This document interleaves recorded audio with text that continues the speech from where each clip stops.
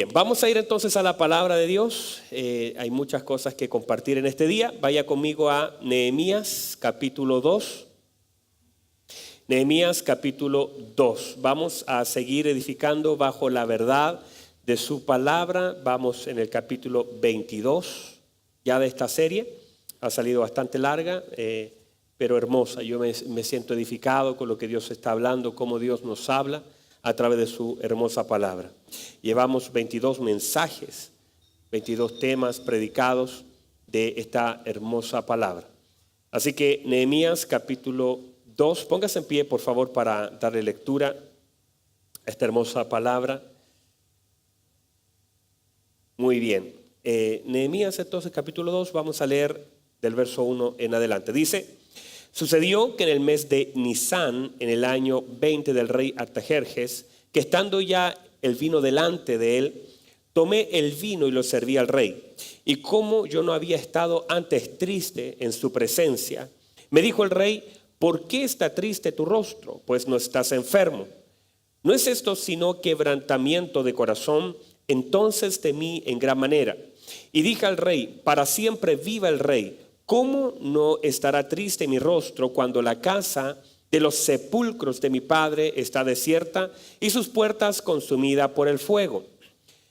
Me dijo el rey: ¿qué cosa pides? Entonces oré al Dios de los cielos y dije al rey: si le place al rey y tu siervo ha hallado gracia delante de ti, envíame a Judá, a la ciudad de los sepulcros de mis padres, y la reedificaré.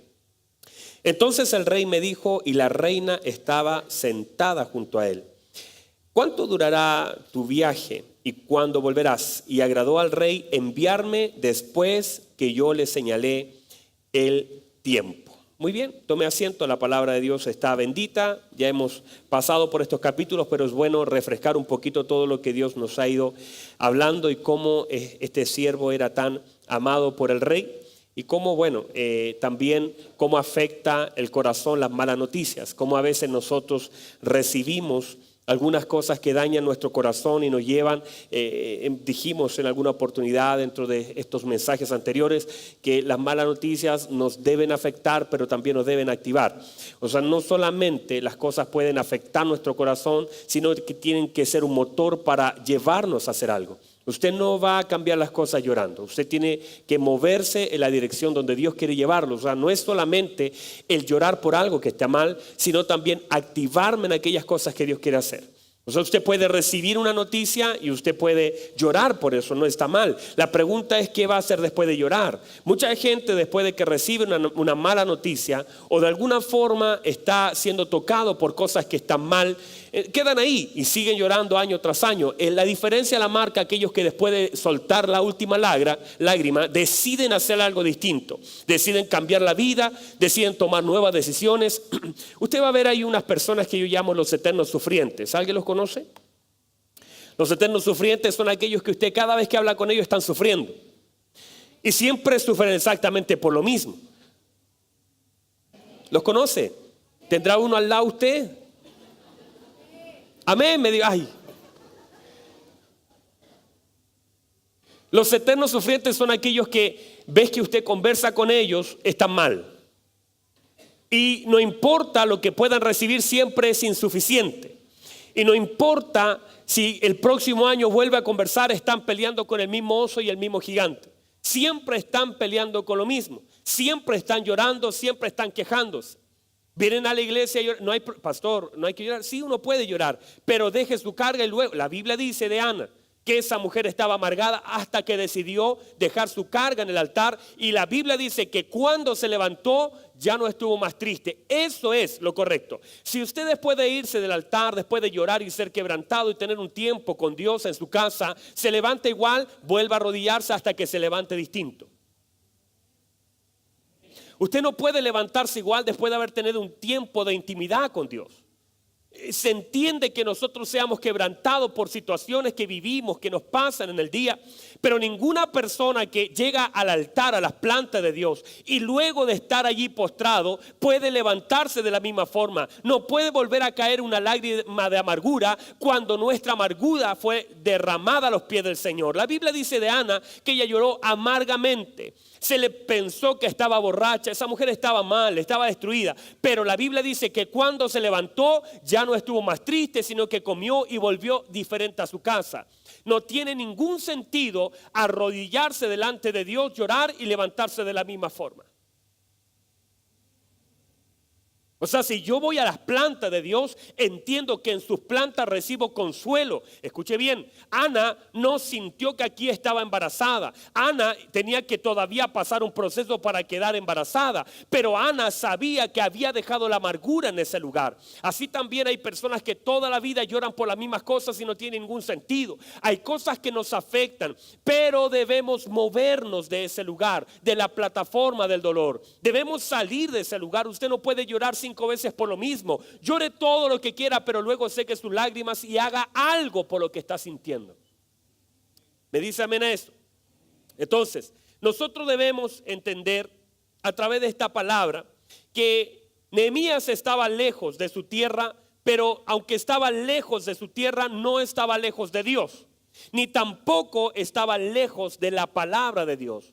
Una cosa es que yo no esté en la iglesia y otra cosa es que yo esté lejos de Dios. Hay muchas personas que han hecho un enredo en su mente, pero el principio es esto, y lo compartía con los hombres hace días atrás. Si usted es capaz de hacerlo en la iglesia, debiese ser capaz de hacerlo en cualquier lado. O sea, es ilegal hacer algo distinto en la iglesia que hacer algo distinto afuera. Usted tiene que ser la misma persona, porque aquí no estamos, escuche bien, usted no entra, sáquese la mentalidad del Antiguo Testamento que aquí está en el lugar santísimo. El lugar santísimo ya no está en un templo, no es este lugar, no es que usted lo pisa. Hay gente que le tiene más temor a estas tablas aquí que al Señor. Hay personas que dicen, no, es que yo no puedo pasar al púlpito así porque yo estoy en pecado. No, no es eso. El lugar santísimo ya fue, el velo fue roto, fue quebrado. Ya no hay velo, ya no hay separación. La Biblia dice que ahora tenemos acceso libre a la presencia de Dios. Y ahora Él no habita en este templo, habita aquí adentro. Por lo tanto, el buscar a Dios, la santidad con Dios no tiene que ver con algo externo. Ya no puedo tenerle temor a entrar o no entrar a un templo. Hay gente que apaga y dice, no, es que voy a entrar a la iglesia no se miente. No se miente no en la iglesia, sino en ningún lugar. Hay personas que dicen, no, es que estamos, claro, porque se nos metió la idea que el templo, y usted ve las películas y como usted es bueno para ir al cine, entonces usted ve esas películas donde todos los malos pueden llegar hasta la puerta del templo, no pueden entrar, los vampiros no pueden entrar. Entonces usted dice, no, es que eso no es así. Usted debe entender que usted es el templo del Dios viviente, su vida es el templo de Dios. Usted es el tabernáculo de Dios. Él ya no habita en una caja, habita en su vida, en su corazón. Usted es el espacio donde Dios se quiere mover. Por lo tanto, cuando nosotros entendemos esto, entendemos que nuestra conducta debe ser igual en todo lugar. ¿Me dice amén a eso? Y que debemos entender que debemos entonces edificar según lo que la palabra nos ha enseñado a la manera de Dios. Escuche bien esto. No es como nosotros queremos, hay diseño de Dios. No podemos hacer las cosas a nuestra manera. Se nos estableció cómo debemos hacer lo que hacemos. Y escuche bien, cuando yo hago las cosas a la forma que Dios quiere que yo la haga, entonces yo estoy haciendo las formas a la manera de Dios. Pero muchas personas intentan hacer las cosas a la manera personal, a título personal. No podemos seguir edificando el cuerpo de Cristo de la misma forma como yo pienso. Yo tengo que hacerlo como Dios quiere que yo lo haga. No es solo hacerlo correcto, sino hacerlo de la forma correcta. Escuche bien, no es solo hacer lo correcto, sino hacerlo de la forma correcta. O sea, usted puede hacer algo y no necesariamente ese algo está agradando a Dios. ¿Me recibe eso? O sea, usted pudiese estar sinceramente equivocado. Usted pudiese estar haciendo algo que cree usted que está agradando a Dios por el hacer, pero no es eso. De hecho, el apóstol Pablo dice, yo pudiera entregar mi cuerpo para ser quemado y eso no servir de nada.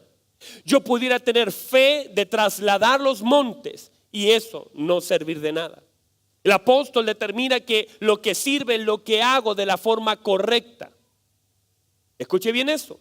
Porque usted pudiese estar sirviendo en cualquier área de su vida en la iglesia. O hacer las cosas como usted cree. Hay gente que dice, no, es que yo pertenezco al coro, yo pertenezco a la alabanza, yo hago algo. El que usted haga algo no quiere decir que ese algo esté agradando a Dios. Judas era el tesorero de Jesús. Estaba haciendo algo, pero ese algo no estaba agradando a Dios. Saúl estaba gobernando y aunque era el rey, él no estaba agradando a Dios.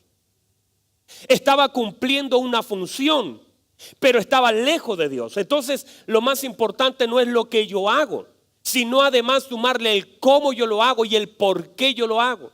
Y si yo lo estoy haciendo a la manera de Dios, eso es lo importante. Elí era el sumo sacerdote, sus hijos estaban ejerciendo el sacerdocio junto con él. Pero aunque era el sacerdote, no estaba agradando a Dios. Igual se ofrecía ofrenda, igual se quemaba incienso, igual estaba haciendo todo el protocolo, pero ese protocolo estaba lejos de lo que Dios quería. O sea, quiero decir que yo puedo funcionar sin agradar a Dios. Cuidémonos, porque podemos cantar y no estar agradando a Dios. Podemos orar y no estar agradando a Dios.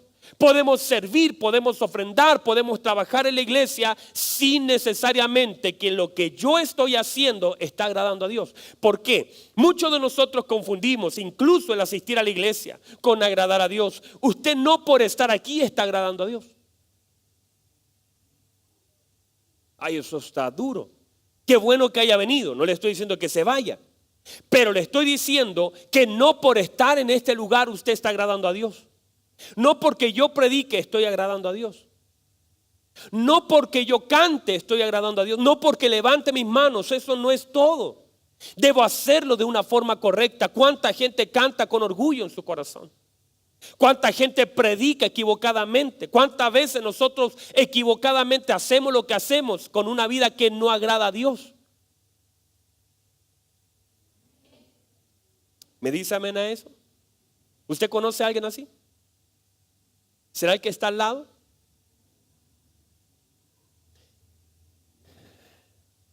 Entonces, escuche bien, es importante entonces que determinemos nuestra vida en agradar. Por eso el apóstol Pablo le dice, preséntate a Timoteo, preséntate delante de Dios como un obrero que no tiene de qué avergonzarse, que usa bien la palabra. Eso es lo más importante, es que nosotros estemos aprobados delante de Dios. Yo creo que esa es la palabra clave de nuestra vida, ser aprobado. No dije bendecido, no dije con plata, no dije con talentos, no dije ni siquiera con dones, aprobado delante de Dios. Eso es lo más importante, amén. Entonces, hemos establecido que los muros y las puertas sirven para protección y también como accesos y separación.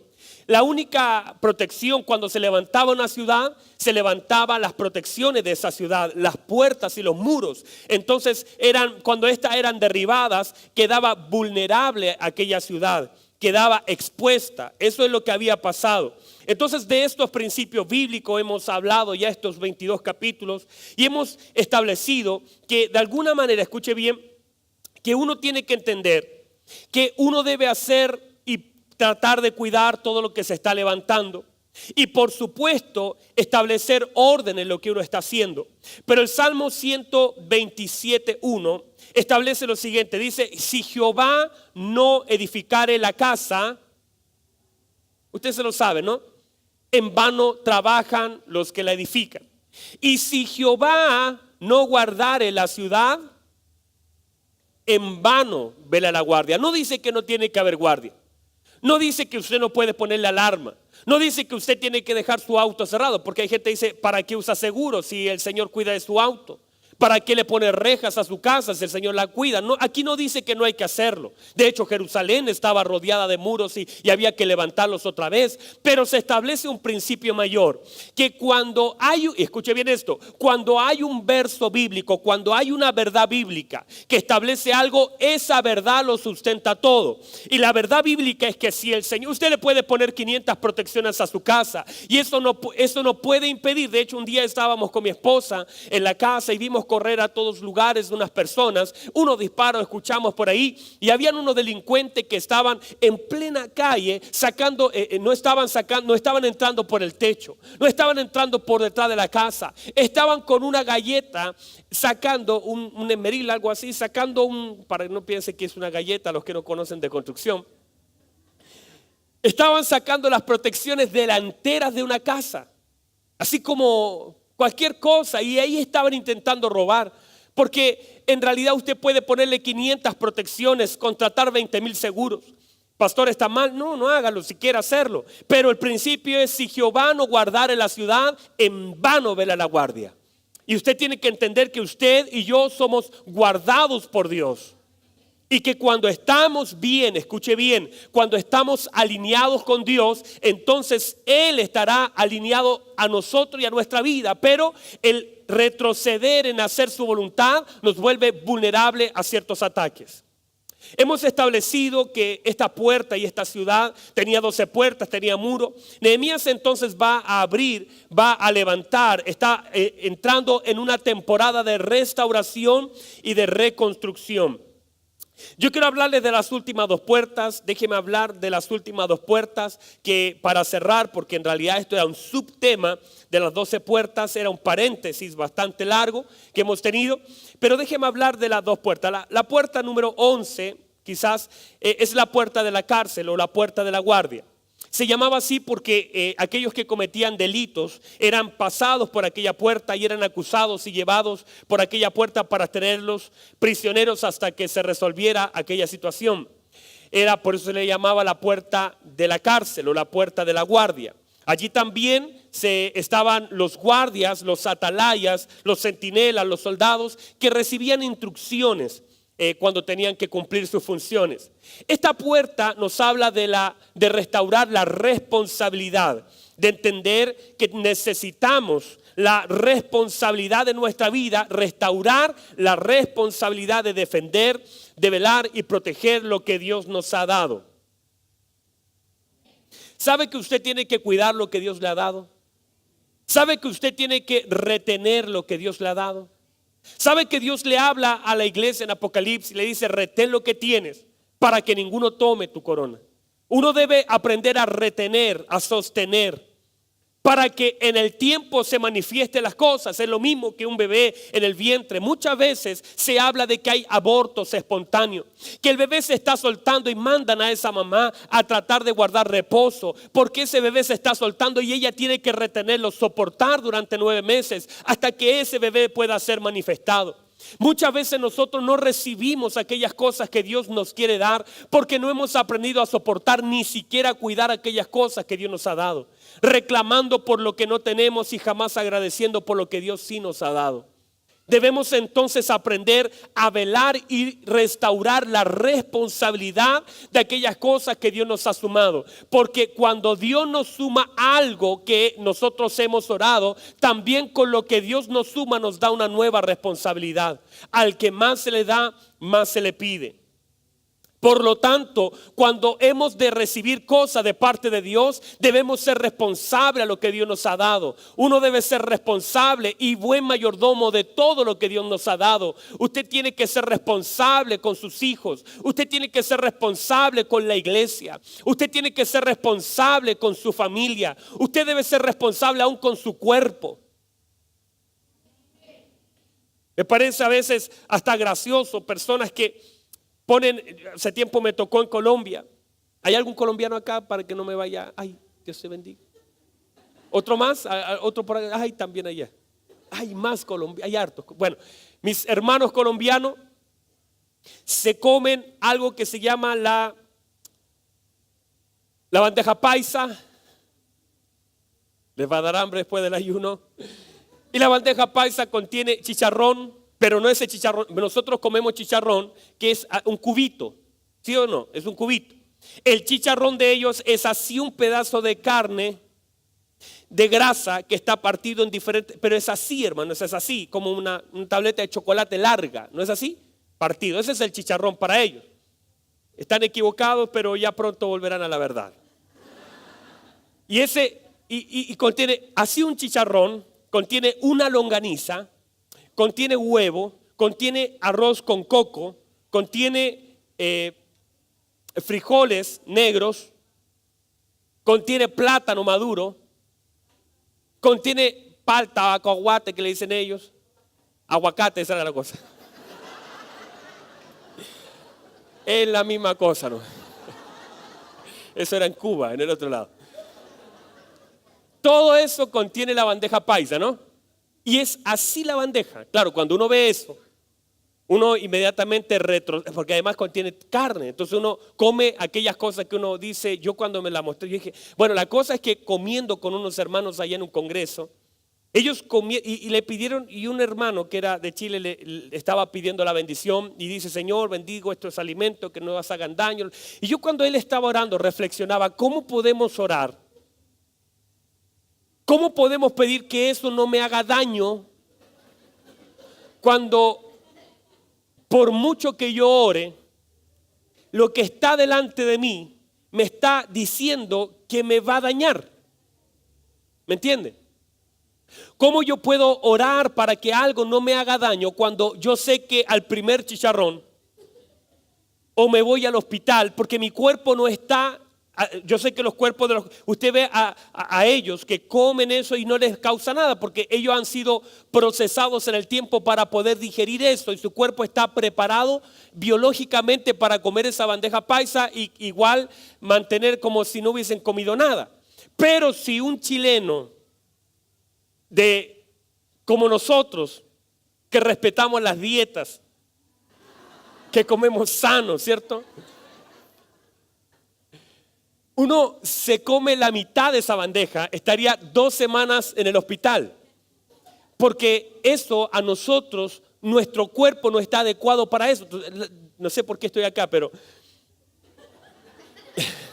es como yo voy a orar o como yo voy a esperar que algo, orar, bendecir algo que yo sé que aunque yo ore y le dé gracias a Dios y santifico esos alimentos, por muy santos que estos sean, al comerlos me van a dañar. Entonces a veces nosotros no somos buenos mayordomos de nuestro cuerpo porque nosotros estamos digiriendo algo que sabemos que va a hacernos daño. No tenemos control de nuestras acciones. Entonces una de las cosas importantes en la restauración de esta puerta es también el hecho de activar la responsabilidad y que sepamos que debemos proteger nuestra ciudad. Sepamos que debemos saber qué debe entrar y qué no debe entrar a nuestra vida. Sepamos qué cosas son las que estamos siendo vulnerables. Sepamos dónde poner el límite. Sepamos qué debemos escuchar y qué debemos hablar. Sepamos dónde están los límites de nuestra ciudad, dónde no debemos cruzar, dónde está la raya esa que debemos nosotros respetar, porque eso nos puede salvar la vida. ¿Me dice amén a eso?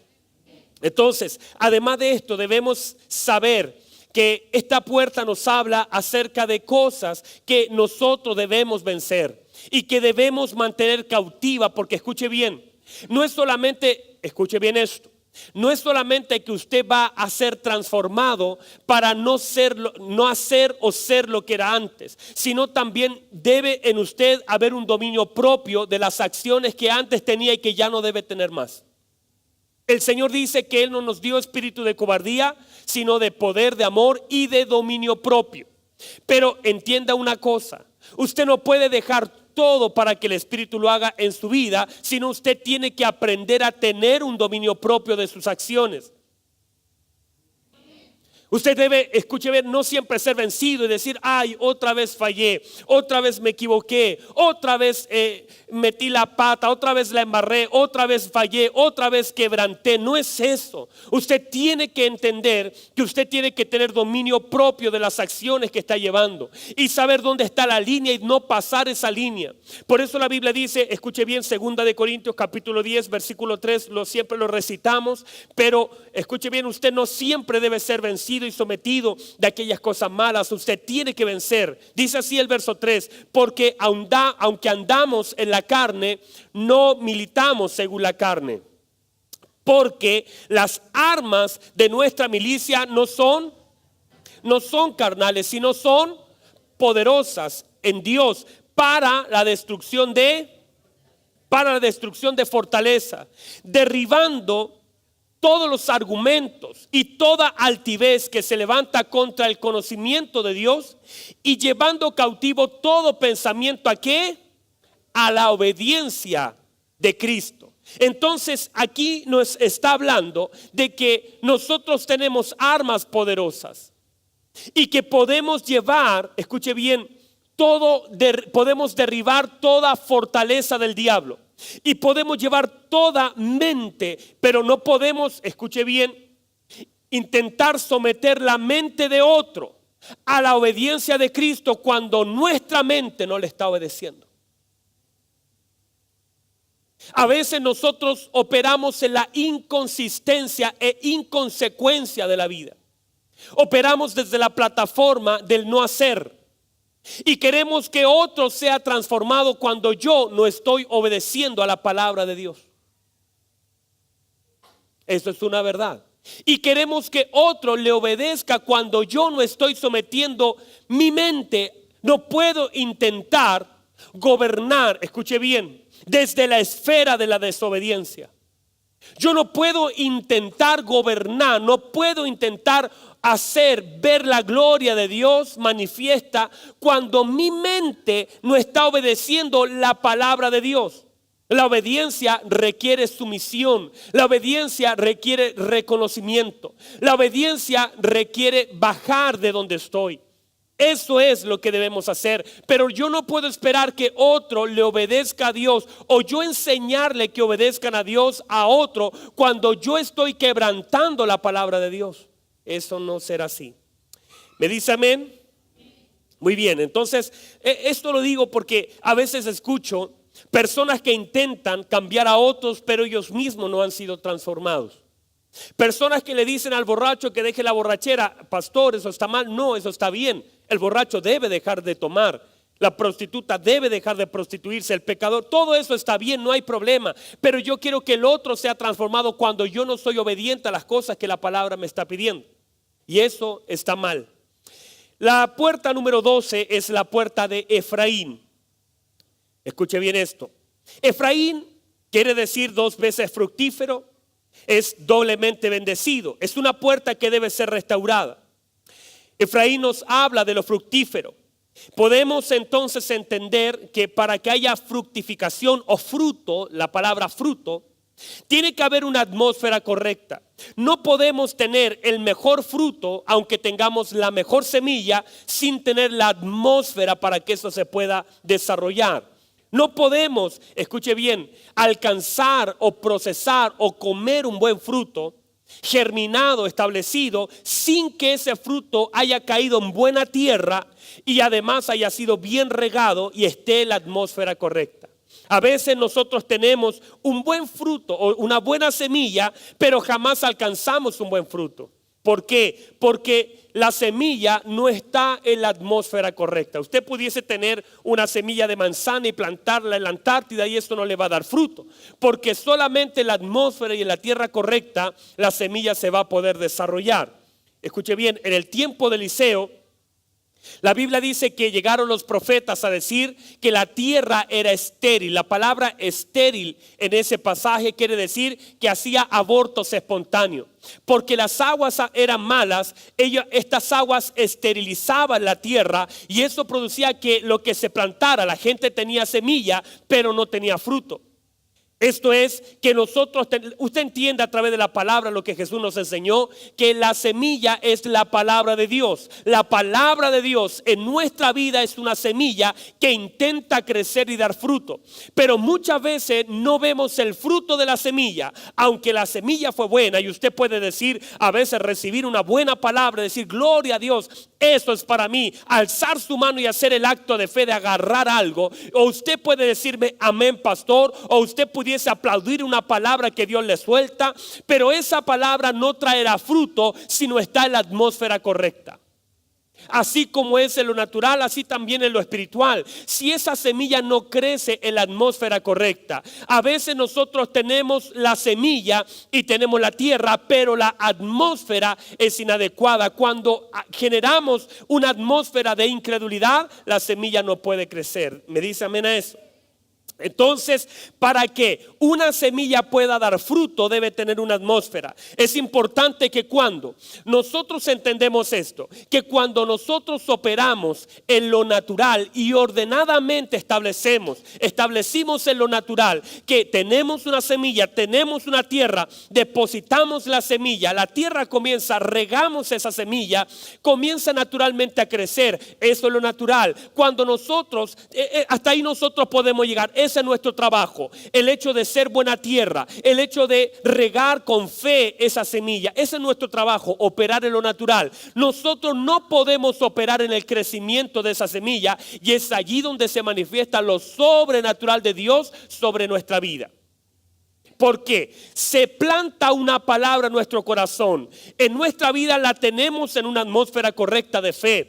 Ahora nosotros con las aguas del Espíritu regamos esa semilla, y la Biblia establece que el crecimiento lo da Dios. Por lo tanto, lo mismo que pudiera tardar 10 años en lo natural, o uno pudiera proyectar que va a ser difícil y lento, el Señor establece que como el crecimiento depende de Dios, el crecimiento no depende de cuánta agua usted le eche. Usted puede decir, yo le voy a regar todos los días. No, eso no depende de usted. El crecimiento está, escuche bien, en la soberanía absoluta de Dios.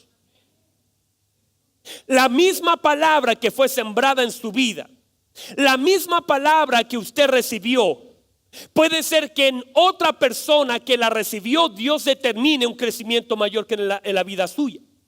Y usted no se puede enojar cuando otra persona esa palabra comienza a traer nuevo fruto, una mayor cosecha. Cuando usted dice, oiga, pero si recibimos la misma palabra esta semana, recibimos el mismo mensaje en nuestro corazón, pero de una semana, ahí es tan fuerte esto, hermano, que a veces Dios suelta una palabra de sanidad, y una persona que estaba allí, la palabra creció inmediatamente y produjo sanidad. Hay otros que se asienta la palabra y poco a poco van desarrollando el entendimiento para comprender la palabra y poder entonces dar fruto de esa palabra. Pero hay otros que reciben la palabra y que el Señor establece y dice, te voy a cortar los tiempos, y lo mismo que pudiese haber crecido en 10 años, lo haré crecer en una semana. Y una palabra que fue depositada en tu vida hoy, el día de mañana, en una semana más, tendrá un fruto poderoso que podrás comer de ella. Por eso es el crecimiento, está en la soberanía de Dios. Nosotros hacemos lo natural, regamos la palabra, creemos la palabra, guardamos la palabra, pero decide Dios el crecimiento de esa rama. Dios decide cuándo saldrá el fruto. Eso es soberanía de Dios. Por eso de la palabra sembrada, de la semilla soltada, de la palabra que se ha soltado, en el mismo género de la semilla saldrá el fruto. Por eso cuando hablamos de algo como esto, entendemos que por eso algunos de ustedes, cuando estoy predicando o se suelta, algún pastor suelta una palabra, usted dice, esto es para mí, y usted agarra esa semilla en su espíritu, en su vientre espiritual. Usted decide, esto era mío, Dios lo tenía reservado para mí, y de esa palabra que fue soltada, el género de esa palabra, se obtiene el fruto que mañana comeremos. Alguien soltó una palabra de sanidad y usted creyó que Dios le podía sanar. Aún así usted no estaba enfermo. Pero cuando aparece la enfermedad, juntamente con la enfermedad, de pronto esa palabra ha crecido tanto que la enfermedad no tiene autoridad sobre tu cuerpo, y el fruto de aquella palabra sana toda enfermedad de tu cuerpo. A veces recibimos una palabra de restitución, a veces recibimos una palabra de provisión, y aunque ahora mismo no estamos en escasez, ahora mismo no estamos en problemas, pero como la palabra la guardaste en el momento que se manifiesta el problema, la palabra ya ha madurado lo suficiente para hacer la provisión en medio de la escasez. Por eso usted, cuando recibe una palabra, independiente que en el ahora usted no esté viviendo lo que está diciendo la palabra, pero usted sabe que esa palabra es para usted, usted agárrela, guárdela, riéguela, créala, porque en la medida que llega el problema, la palabra habrá crecido lo suficiente para que ese problema sea cancelado en el nombre de Jesús. ¿Me recibe eso? Muy bien. Proverbios 25-28 dice así: como una ciudad derribada y sin muro es el hombre cuyo espíritu no tiene rienda. Lo vuelvo a leer. Como una ciudad derribada y sin muro es el hombre cuyo espíritu no tiene rienda. Esto quiere decir que una ciudad sin muro está fuera de control. No hay control sobre una ciudad, está vulnerable. Así también nos habla la escritura de esta ciudad que estaba sin control. Así es una persona que no tenga, escuche bien, que no tenga consejo, que no tenga dirección. Es como una ciudad sin muro.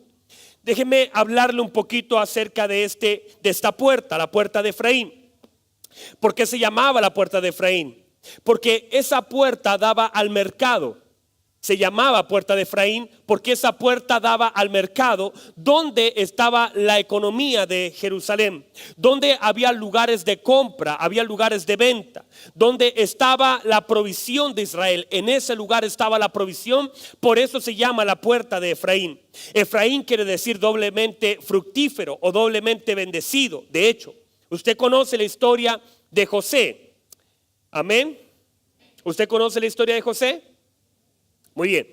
Y de alguna forma, a través de esa historia, nosotros vemos que José le puso a su segundo hijo Efraín. El primero se llamó Manasés, que quiere decir: Dios me ha hecho olvidar la tierra de mi padre. Dios me ha hecho olvidar el esfuerzo, y Dios me ha hecho olvidar la casa de mi padre. Eso se llama Manasés. Eso es lo que quiso decir José al ponerle al primogénito ese nombre. Dios me ha hecho olvidar el trabajo de mi mano y la casa de mi padre.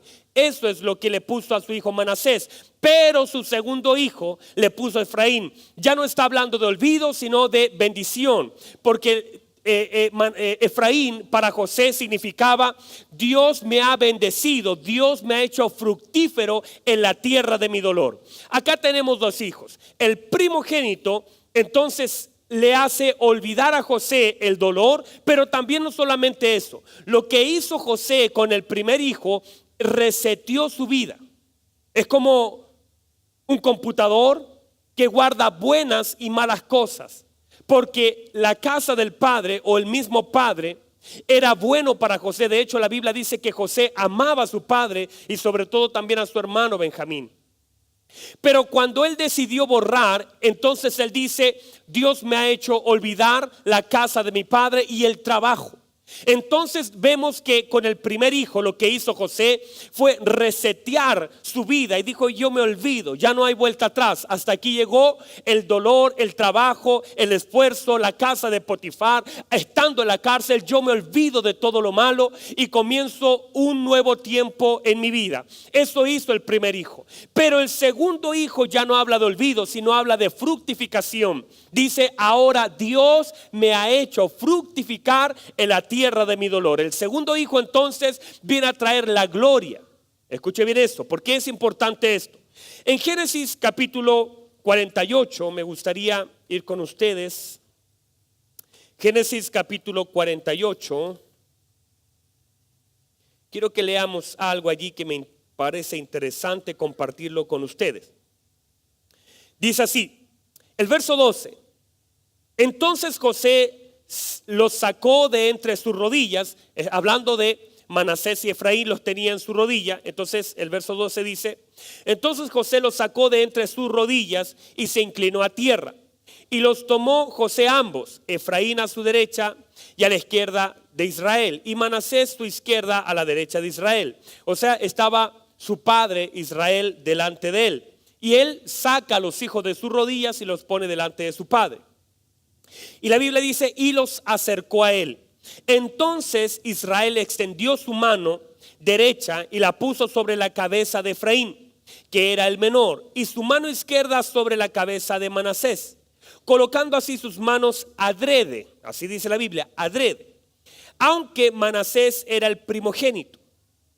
Y bendijo a José diciendo: el Dios en cuya presencia anduvieron mis padres, Abraham e Isaac, el Dios que me mantiene desde que yo soy hasta este día, el ángel que me liberta de todo mal, bendiga a estos jóvenes y sea perpetuado en ellos mi nombre y el nombre de mis padres Abraham e Isaac, y multiplíquense en gran manera en medio de la tierra. Verso 17, ponga atención. Pero viendo José que su padre ponía la mano derecha en la cabeza de Efraín, le causó esto disgusto y asió la mano de su padre para cambiarla de la cabeza de Efraín a la cabeza de Manasés. Y le dijo José a su padre: no así, padre mío, porque este es el primogénito, pon tu mano derecha sobre su cabeza. Verso 19. Mas su padre no quiso y le dijo: lo sé, hijo mío, lo sé. También él vendrá a ser un pueblo y será engrandecido, pero su hermano menor será más grande que él, y su descendencia formará multitudes de naciones. Ahí hacia abajo usted puede seguir leyendo. O sea, esta es la situación. Póngame atención a esto. La situación está así. Está Jacob, que se le traduce acá Israel, ¿cierto? Por el nombre nuevo. Está Jacob, delante de él sus nietos. Está Manasés y está Efraín. Manasés es el primogénito, y escuche bien, el primogénito tenía la doble bendición. Se establecía que el primero que abría la matriz entonces tenía la primogenitura, y por esa causa también entonces una doble porción. Por eso cuando Eliseo, antes que Elías se vaya al cielo, le dijo: Elías, pídeme cualquier cosa, y cualquier cosa que me pidas te será concedida. Y Eliseo, sabiendo que era el primogénito, le pide esa doble porción y le dice: dame la doble porción, o sea, dame la bendición de la primogenitura, porque yo fui el primero. Entiéndase esto. Entonces se entiende que Jacob tenía que haber puesto la mano derecha, porque la mano derecha, la diestra, era la mano de honra, era la mano de poder, era la mano de autoridad. La derecha representaba la autoridad, el gobierno, el dominio y la bendición. Y la mano derecha entonces él la pone sobre la cabeza de Efraín, y la mano izquierda, que era menor, la ponía sobre ahora Manasés. Y la Biblia dice que José le molestó eso, porque dijo: esto no es el modelo, cuando el primogénito es Manasés, no es Efraín. Y la Biblia dice que José le toma la mano a su padre para cambiársela a Manasés, pero el padre dijo: no hagas eso, porque es justamente lo que pasó conmigo. Viene a memoria de Jacob la propia historia donde él tuvo que pelear algo que por derecho legal le correspondía. Mire que el engaño en la Biblia no está bien, y está mal que algunas personas justifiquen el engaño, pero entendiendo que el padre se había equivocado. Isaac, la Biblia dice que ya estaba viejo y tenía en su corazón a un privilegiado que era Esaú. ¿Todavía no los pierdo? ¿Están bien? Esaú era un hombre de casa, dice la escritura, un hombre que salía a cazar. Pero la Biblia dice que Jacob habitaba en tienda, por no decir ahí, y guardar de alguna forma el testimonio, por no decir ahí que era un flojo. Dice que se quedaba en tienda, o sea, la traducción es: era flojo el hombre. Y la Biblia dice que entonces él aprendió a cocinar, y lo que primero que hizo, engañó a su hermano y le compró ¿Quién va a comprar una primogenitura? ¿Cómo tú vendes la primogenitura? Esto no está bien. Pero él entonces hizo un guisado, dijo, véndeme la primogenitura, y el otro por hambriento se la compró. Entonces eso ya estaba mal. Luego usted sigue leyendo y la Biblia dice que él se disfrazó para entrar a la presencia de su padre y se puso unos pelos, porque la Biblia dice que Esaú era velludito, que no lo habían hecho sino lo habían tejido. Era velludito. Entonces la Biblia dice que Esaú se pone unos pelos ahí de cabra. La mamá más encima cooperó en esta situación, le disfrazó. Le puso unos pelos por aquí, le amarró otros pelos por acá en el pecho, por todos lados. Imagínense la escena. Y entra entonces ahora Jacob, ¿cierto? Entra a la presencia con un guisado, con un plato de comida. Y llega donde su padre Isaac, que ya el viejito estaba ciego. Y entonces le dice, acércate, y dice que le comienza a tocar los brazos, sí, así. ¿Cómo sería de peludo? Que lo confundió con una cabra. O sea, le decía, sí, hay harto pelo acá, esto de mi hijo. Aquí está mi hijo. Y entonces dice, pero es raro esto, porque escucho la voz de Jacob, pero siento las manos de Esaú. Eso era el engaño. Este hombre estaba engañando a su padre para recibir la bendición, porque ellos sabían, la mamá y el papá habían recibido la orden que el mayor sería gobernado por el menor. Pero si Dios habló, escuche bien, ¿qué hace Jacob engañando a su padre? Porque si Dios habló, lo que Dios habló se tiene que establecer. No hay que engañar para recibir lo que Dios ha prometido. No, recíbame eso.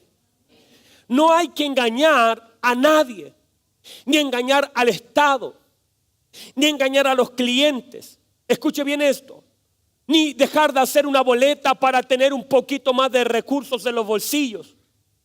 Ni decir, no le voy a dar la boleta a esta persona, a usted, ni arreglar la pesa. Ni dejar de facturar algo, porque escuche bien, si Dios prometió la bendición, usted no tiene que ayudar a eso, porque si Dios lo dijo, Él lo va a hacer.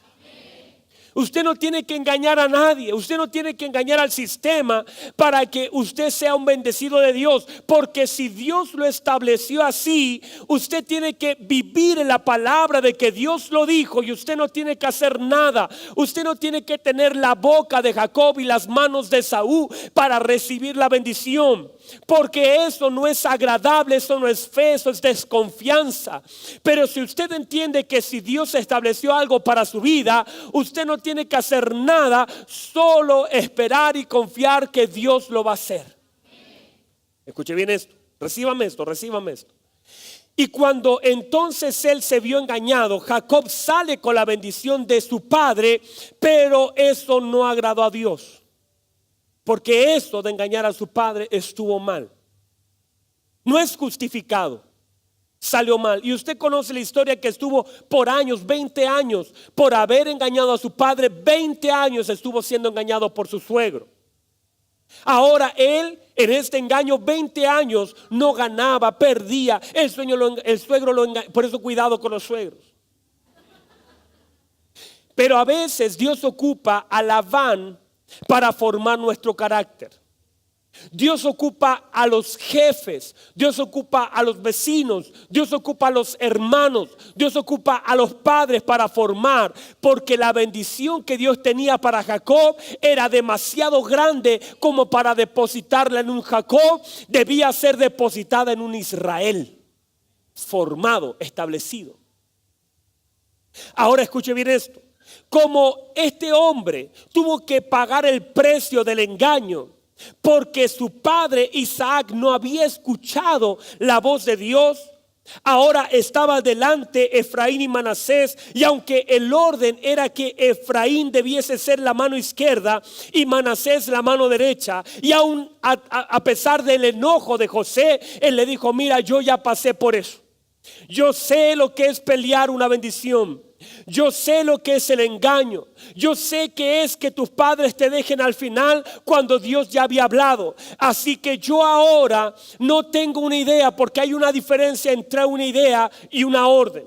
Entre tener una idea y obedecer una orden.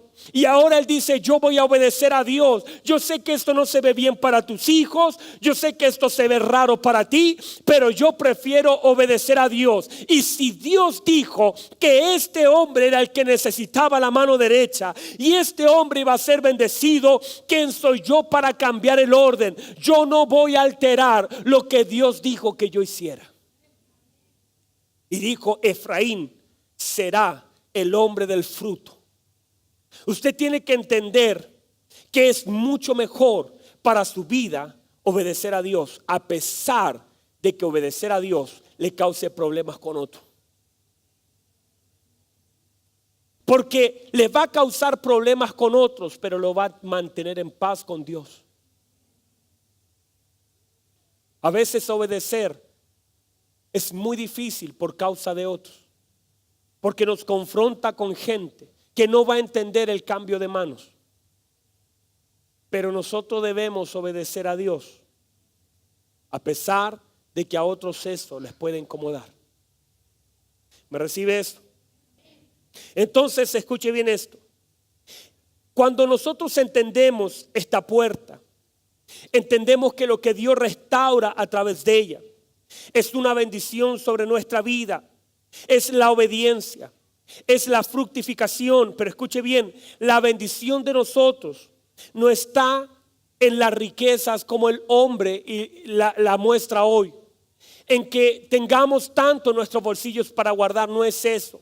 Cuando el Señor nos habla, no hay problema, escuche bien, con que nosotros podamos tener. No hay problema en eso. Dios no tiene problema con que usted tenga, siempre que el tener no lo aleje de Dios.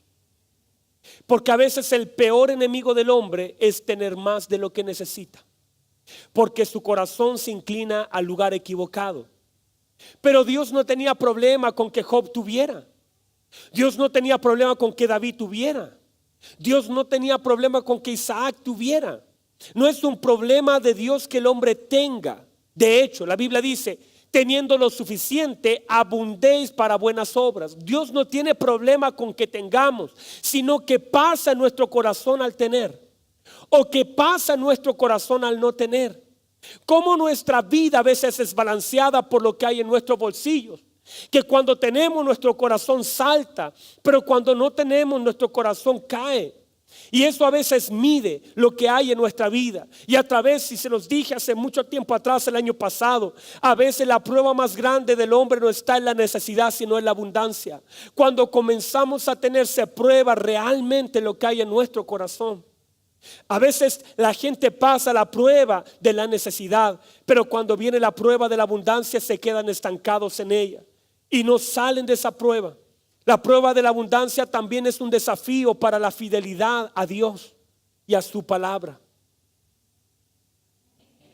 Por eso es importante entender que cuando Dios restaura esta puerta es que nos conecta con la provisión, con lo que antes no teníamos, con lo que nos falta.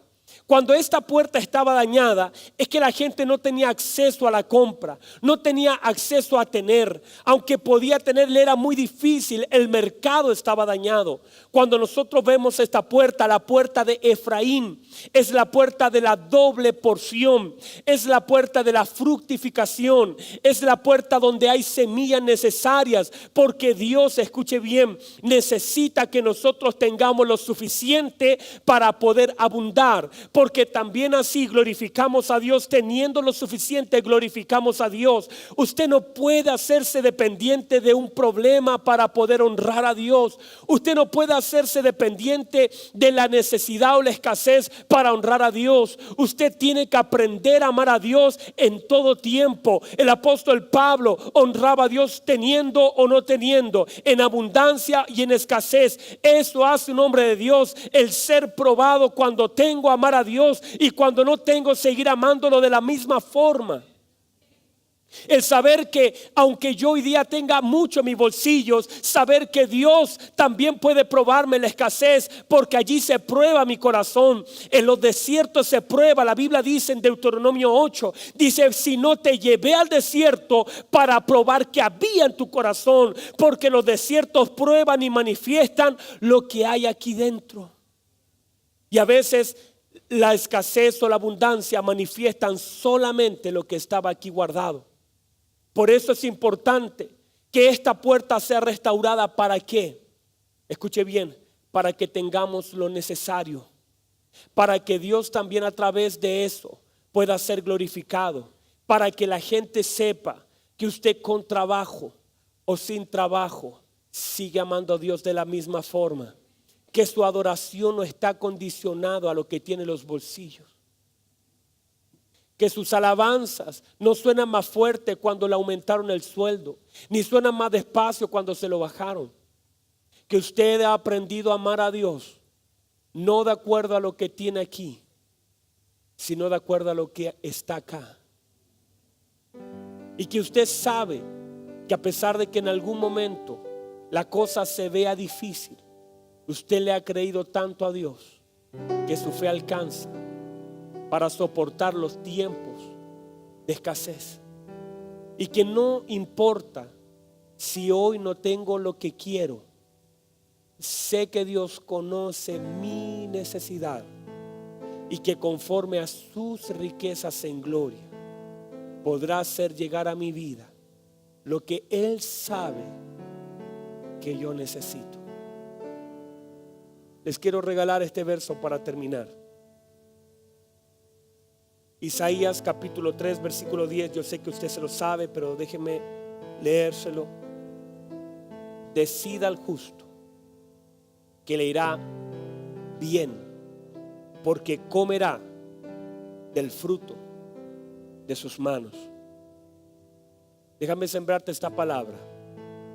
Decida al justo que le irá bien,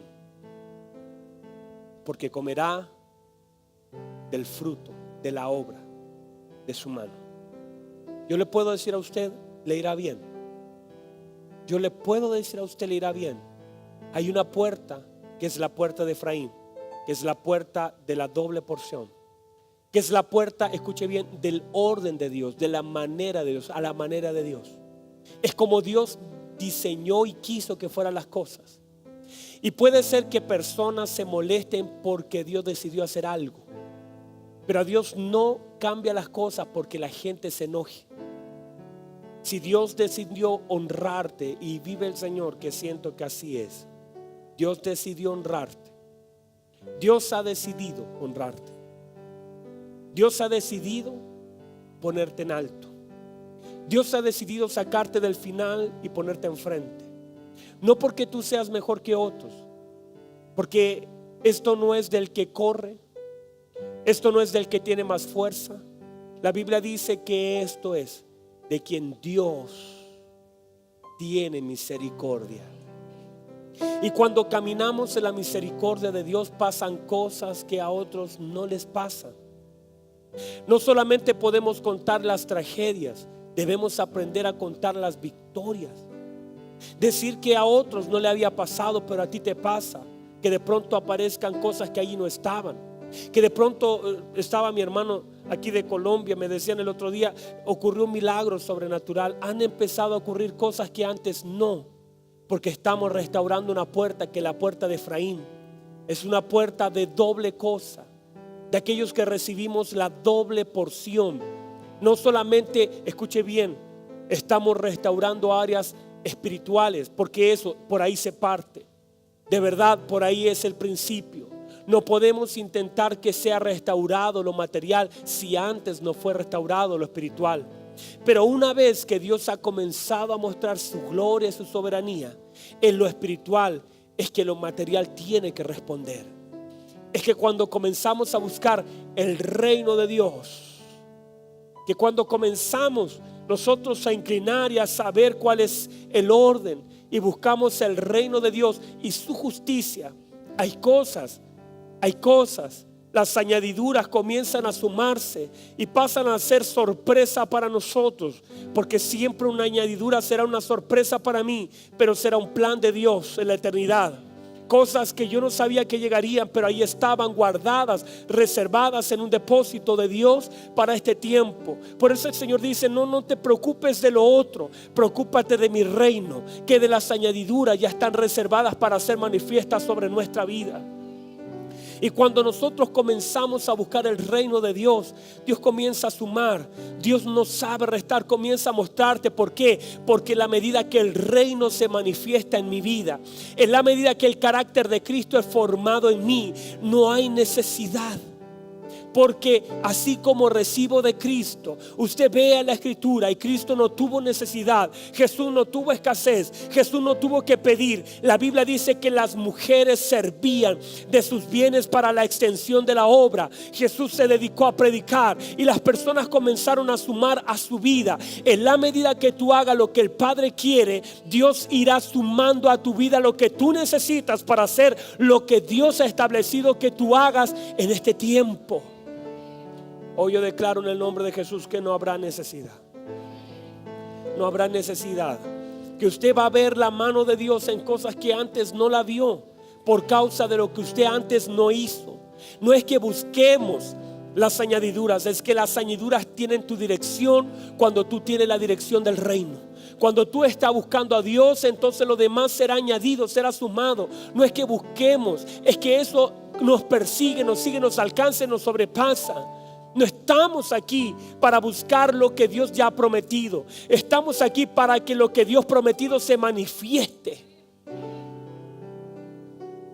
Cuando tú entiendes eso y entiendes que tienes a Dios, a tu Padre como tu proveedor, sabes que esa puerta tiene que ser restaurada, que no puede ser dejada afuera, porque tampoco es decir, no es que yo esa puerta la voy a dejar porque no tengo nada que ver. No, es que esa puerta debe ser restaurada. Primero aquí en mi corazón, saber que Dios quiere sumarte, saber que Dios quiere darte, saber que Dios tiene más para ti. Que el modelo de Dios no es que tú vivas toda la vida luchando con las mismas cosas, pateando las mismas cosas. Es que tú sepas que eso fue parte de la formación de tu carácter para ver tu fidelidad en lo poco, pero que Dios estableció que si eres fiel en lo poco, el Señor te sacará de eso para ponerte aún en lo mucho. Que Dios lo estableció así como un orden y que Dios no está jugando contigo. Y que hay cosas que van a comenzar a suceder, y así lo digo y lo declaro porque así Dios lo puso en mi corazón, de cosas que son sobrenaturales, que tienen un crecimiento rápido, que comienzan a ser para ti una sorpresa. Y tú vas a decir, de hecho el día miércoles, el día de las finanzas, alguien está acá, el día de las finanzas, el día martes o miércoles fue, el miércoles estuvimos orando, hubieron milagros, cosas sucedieron. En la mañana a mí me sucedieron cosas que antes no habían sucedido. Esa mañana me llama una hermana para decirme: pastor, yo tengo una plata que quiero transferirle ahora a usted. En la tarde llego y voy a sacar el resto de saldo. Aproveché de hacer algunos ajustes en la cuenta, pagar cosas que habían allí. Y en la tarde yo dije: me debe quedar esta plata. Esta plata es la que me queda, la voy a sacar del cajero. Y estaba, hermanos, 10 veces más de lo que debía quedar, estaba ahí guardado. Yo digo: pero eso no es normal. Y veo, me meto a mi cuenta y había sido transferido una plata desde el banco por una administración de hace como 10 años, depositada allí. Yo no sé cómo llegó ahí, pero ahí estaba. Y yo decía: Señor, esto es lo que tú has prometido, que vas a hacer cosas. Y yo lo vuelvo a decir: cosas que ojo no vio, y cosas que oído no escuchó, y cosas que no subieron a corazón de hombre, son las que Dios ha preparado para los que le aman. Oh, recíbame esa palabra. Hay cosas que Dios preparó para aquellos que le aman. No las va a preparar. No, están preparadas. Están preparadas. Recíbame eso, recíbanos su espíritu, por favor. Están preparadas. Usted va a ver lo que antes no vio, escuchar lo que antes no escuchó, pero no lo va a ver en otro, porque ya usted lo vio en otro. Ahora lo va a ver en usted, lo va a recibir usted, lo va a disfrutar usted, porque son las cosas que Dios preparó para los que le aman. Si usted le ama, prepárese. No nos está diciendo ahí si usted no ha tropezado, si usted no falló. Está hablando del amor. No está diciendo para los perfectos, está diciendo para que los que le aman. Si usted le ame, prepárese para ver lo que antes no vio. Póngase en pie, por favor. Cierre sus ojitos un minuto. Recíbame la palabra. Reciba la palabra, por favor. Porque estos días Dios me hablaba y me decía: la fe trae la gloria invisible al estado de lo visible. Y cuando la gloria, recíbame eso, esto es muy profundo de lo que Dios me habló. Y cuando la fe activa la gloria de lo presente, es imposible que no se haga manifiesta en la dimensión humana, porque la gloria de Dios traspasa las dimensiones. Y vi la gloria del unigénito, traspasó una dimensión. Isaías dice que vio la gloria de Dios. La fe nos conecta con esa gloria. La fe hace que la gloria, que no la podemos ver a modo visible, pero se puede manifestar a modo visible solamente a través de la fe. Cuando nos conectamos con su palabra, escuche bien esto. Jesús le dijo a Marta: si crees, si activas tu fe, verás la gloria de Dios. La fe trae la gloria de Dios del estado invisible a un estado visible, porque es tan grande la gloria de Dios que se hace presente en nuestro ahora, en nosotros, en nuestra vida. La fe es el canal por donde pasa su gloria para ver lo que antes no vimos y recibir lo que antes no recibimos. Marta, yo sé que tu estado de fe es uno y vistes cosas gloriosas y sabías que yo lo podía sanar, pero ahora te estoy llevando a creer cosas gloriosas de otra esfera y otra dimensión. Conéctate con la fe a la gloria de Dios para que puedas ver en la dimensión tuya aquellas cosas que Dios ha prometido que podemos llegar a ver. Gracias, Dios. Aquí hay una poderosa presencia de Dios. Vamos, recibe hoy. Recíbelo.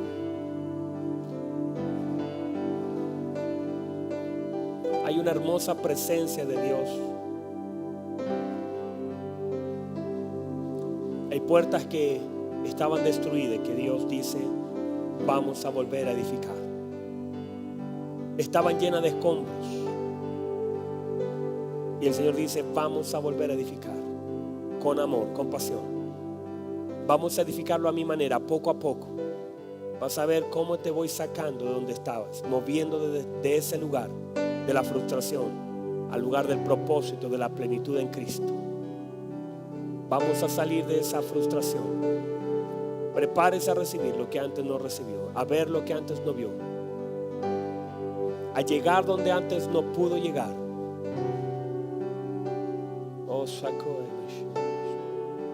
Usted no puede poner en la misma línea a Dios y las riquezas, porque Dios establece: mío es el oro y mía es la plata. Por lo tanto, usted tiene un Dios que conoce su necesidad, y Dios dice: yo voy a hacer, y voy a sacar, y voy a mover, y yo, alguien tiene que recibir esto: yo volveré a llenar tus manos, y yo voy a restituir. Yo haré crecer, fructificar. Yo haré de esa puerta una puerta, la puerta de Efraín, una puerta de una doble bendición. Así como lo dijo José: Dios me ha hecho fructificar en la tierra de mi dolor. Esa tierra para ti ha sido de dolor, Pero Dios en esa misma tierra pondrá suficiente en tu mano para que puedas ver, vivir. Escuche bien, recíbame eso. Dios hará que esa tierra de dolor para ti sea una tierra de fructificación.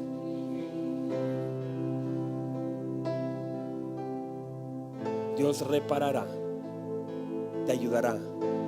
Vamos a reparar esa puerta que estaba dañada para que sea el doble de lo que antes tenías, el doble de lo que antes podías cargar. Una noche con Dios puede cambiar la historia. Recíbame eso, por favor. Recíbalo ahora en el nombre de Jesús. Hay una mujer llamada Ruth. Hay una mujer llamada Ruth que había perdido a su esposo, que había perdido todo, había salido de la tierra de donde ella era moabita y entró con su suegra Noemí a una tierra, y en esa tierra comenzó a recoger espigas, espiga de pobre, espiga que era lo que quedaba, lo que sobraba. Vos, al ver el esfuerzo de esa mujer, le dice a los que segaban: suéltenle un par de manojos en el camino, que le cueste menos, que le cueste menos, porque la Biblia dice que de la mañana a la tarde ella recogía lo que quedaba, lo que los otros botaban, lo que caía, lo que se les caía. Pero vos intencionalmente dijo: suéltenle un poco más. Al principio recogió el esfuerzo de todo un día, fue un manojo, pero cuando Job soltó la palabra, a ella le costó menos recoger lo que antes recogía en un día, ya lo recogía en un par de horas. E iba a su suegra y traía alegría con esa cosecha. Pero la Biblia dice que una noche fue a los pies de Booz y se tapó con el manto de Booz. Esa noche Booz tuvo misericordia de ella. La gracia de Dios la alcanzó. Y esa noche Booz le cargó a ella, escuche bien, cerca de 45 kilos. Ella nunca había cargado tanto, pero Booz decidió darle lo que nunca ella había tenido. Y en un par de horas recibió lo que en meses ella no había podido alcanzar, solo por estar en los pies correctos, bajo el manto correcto. Ahora, cuando yo leía esa palabra, decía: Señor, pero ¿cómo una muchacha puede cargar tanto? Y el Espíritu Santo me hacía entender que ella comenzó a preparar su vida con manojos, con lo que sobraba, luego con lo que fue soltando, y preparó su vida con poco para que tuviera la capacidad de cargar luego mucho. Y así profetizo en el nombre de Jesús. Algunos de ustedes han recogido lo que otros soltaron, y llegó el momento cuando la gracia de Dios te alcanzó y te comenzó a costar un poco menos recoger. Pero yo profetizo en el nombre de Jesús que vienen días que a los pies del Señor no tendrás que soportar el calor del día, ni el esfuerzo de todo un día de trabajo, sino a los pies del Señor tus graneros serán saciados. Alguien tiene que recibir eso. Que el manto correcto hará que cargues lo que nunca pensaste que podías cargar, y dirás: yo no sé cómo podía soportar tanto. Y será que Dios te entrenó con pequeños manojos para luego cargar grandes fuentes de bendición. Alguien tiene que recibir eso. Alguien tiene que recibir eso. Yo profetizo en el nombre de Jesús. Yo profetizo en el nombre de Jesús que nada de lo que has hecho ha sido en vano, que ha sido probado en lo poco para ser un recipiente de lo mucho. Padre, gracias por tu palabra. Está soltada en tu pueblo. La semilla está soltada. Ahora, Señor, tú le darás el crecimiento. La atmósfera es la correcta. Muchas veces, Señor, estuvimos en atmósferas incorrectas de duda, de incredulidad, de mediocridad. Pero esta es la atmósfera correcta, una atmósfera de fe. Y hoy, Señor, la semilla ha sido depositada en su vida. Señor, tú decides el crecimiento de la semilla. Pero yo oro, Dios, para que crezca a velocidades sobrenaturales. Y que puedan ver ellos recompensas sobrenaturales. Y que puedan ver tu mano, Dios. Señor, que ese manto nos cubra. A tus pies, como decía la alabanza. Ese momento de intimidad puede cambiar la historia de mi mañana. Señor, que esa historia que se escribió de mí hasta este día sea cambiada a una nueva historia. Gracias por este día, gracias por este tiempo. Gracias por esta oportunidad. Padre, bendigo a la iglesia. Que en este momento tu presencia les toque, Dios. Les llene. Manténgase allí conectado con Dios. Manténgase allí, manténgase allí. Manténgase allí, no suelte. Usted sabe los manojos que tuvo que recoger. Usted sabe cómo andaba recogiendo migajas, buscando si quedaba en algún bolsillo, buscando si había alguien que le debía. Usted lo sabe muy bien. Pero el Señor va a cambiar su historia. Oh, yo profetizo que esa historia va a cambiar. Yo profetizo que eso va a cambiar.